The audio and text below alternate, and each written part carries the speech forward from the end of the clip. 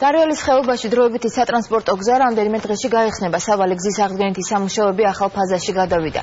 რეგიონული განვითარების და ინფრასტრუქტურის სამინისტრომ დარიალის ხეობაში მიმდინარე სამუშაოები დღეს მედიის წარმომადგენლებს ადგილზე გააცნო. მათ შორის არის ბექა მჭედლიშვილიც. ბექა, რა სურათი დაგვდა დღეს დარიალის ხეობაში?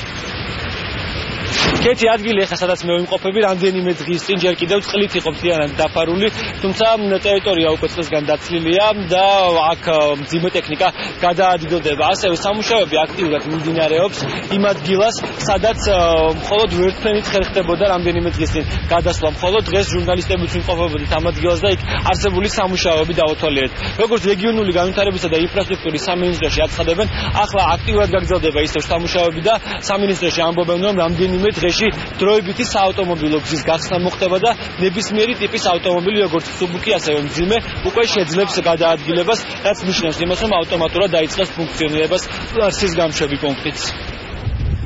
270 მეტრი არის დაახლოებით გაწმენდილი და ნიშნულზე დაყვანილი.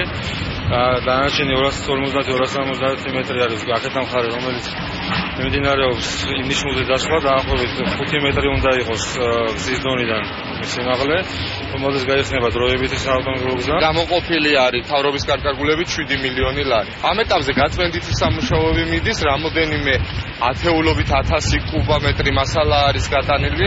მიუხედავად უამინდობისა, ინტენსიურად მიმდინარეობს სამუშაოები. მუშაობს 35 ექსკავატორი და 15 ბულდოზერი, რომელიც ამ სამუშაოების შესასრულებლად დღეს მდგომარეობით საკმარისია. გაწმენდით სამუშაოებთან ერთად დარიალის ხეობაში ისევ გრძელდება სამაშველო სამუშაოები, როგორც მაშველები, ასევე საგანგებო სიტუაციათა სამსახურის წარმომადგენლები 24 საათიან რეჟიმში მუშაობენ.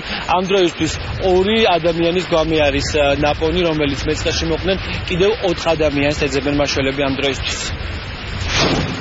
ბექა მჭედლიშვილი დარიალის ხეობიდან საუბრობდა პირდაპირ ეთერში. მადლობა.